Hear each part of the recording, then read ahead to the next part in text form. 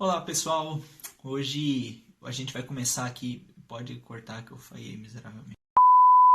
Olá pessoal, hoje a gente vai começar a tratar de um assunto um pouco chato, um pouco denso, mas muito importante para a nossa vida em sociedade.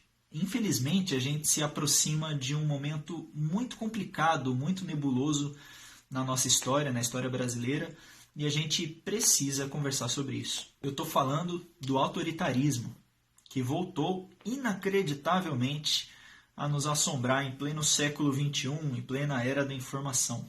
Eu não sei se você notou, mas nesse exato momento no nosso país a gente vive uma guerra.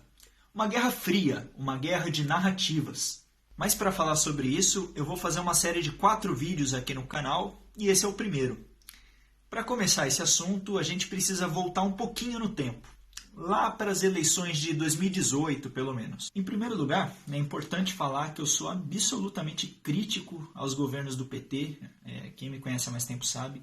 O PT favoreceu sim e muito a corrupção no Brasil, a prática da corrupção no Brasil. Eu não nego os avanços que a gente teve, as conquistas durante os governos do Lula e até da Dilma. Principalmente redução das desigualdades e inclusão social da população mais pobre. Mas infelizmente quase tudo que o PT conseguiu fazer de bom foi com base em corrupção.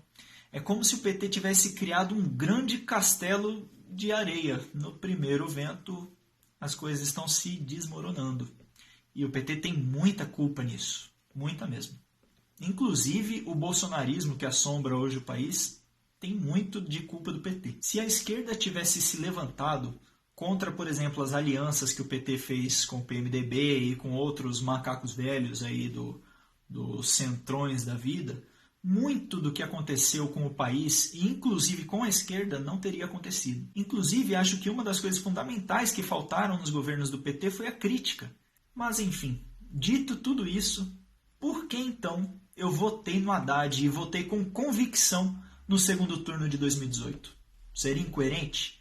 No primeiro turno, como deve ser, eu votei na candidata que tinha a visão de país mais semelhante com a minha. Um país democrático, livre, transparente e ético. Eu estou falando da Marina Silva. Infelizmente, ela ficou com 1% dos votos. Mas no segundo turno eu votei Haddad e votei com convicção, votei fazendo campanha. Em 2010 eu votei nulo, em 2014 votei nulo de novo, mas em 2018 não tinha como. Se o PT era um mal, o Bolsonaro era um mal pior, muito pior. O que estava em jogo ali não era uma questão de nomes, de partidos, era um modelo de Estado. Um dos candidatos representava um risco muito grande ao Estado democrático de direito.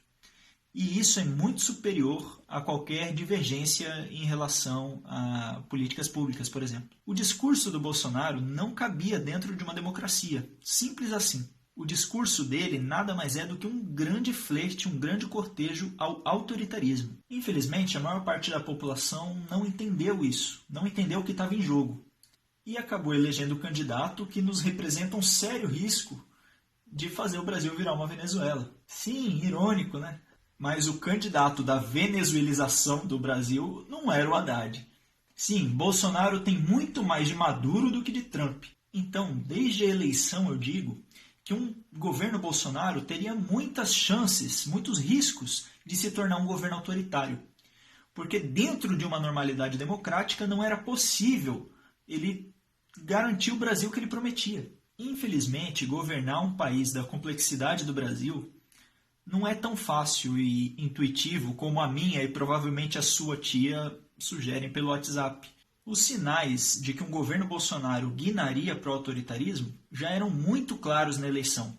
E eu nem preciso falar aqui dos flertes do capitão com o autoritarismo, das louvações que ele faz à ditadura, dizendo que na verdade não é uma ditadura, foi uma revolução democrática. E nem preciso dizer também das homenagens àquele torturador safado do brilhante Ustra. Ou do cabo e do jipe na frente do STF, ou então de aumentar a quantidade de ministros do STF para 23, para ele ter maioria. Infelizmente, a maior parte da população não ligou os pontos e não entendeu o que estava realmente em jogo na eleição de 2018. E aquela pequena parte que entendeu, ligou os pontos e mesmo assim votou nele, são esses desvairados que agora andam por aí em plena quarentena pedindo a volta do AI-5. Esses são os verdadeiros eleitores do Bolsonaro, os eleitores que ele merece, que agora tem o nome de gado. O restante, que é a grande maioria, apenas foi enganada pelo discurso vazio e sem forma do Bolsonaro. Enganados pelo encantador de serpentes, produtor de fake news, o vendedor de narrativas. Foi mais ou menos assim como na historinha que está ficando famosa aí na internet. A formiga com raiva da barata votou no inseticida e todo mundo morreu, inclusive o grilo que votou nulo.